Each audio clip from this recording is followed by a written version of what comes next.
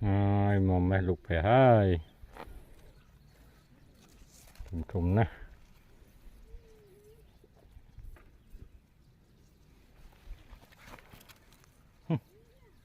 con chúc wow chụp được nhọc món á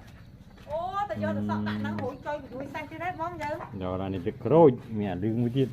chết được nhọc chết đập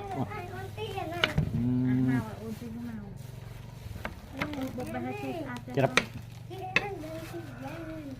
nè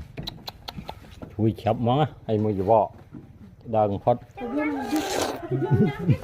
ôi này thật rồi lụ ngọt rồiผมมัดเอาปานฮะสี่บอด้วยสี่บอ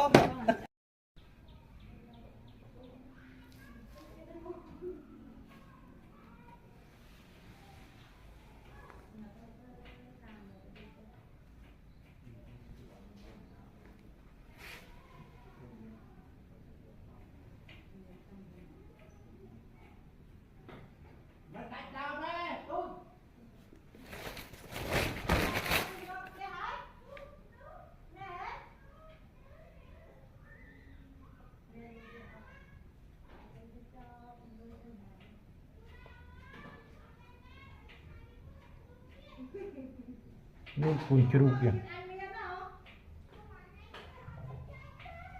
thầm chiết sụp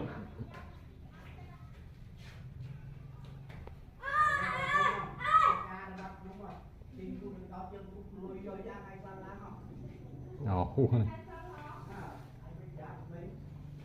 bố ấy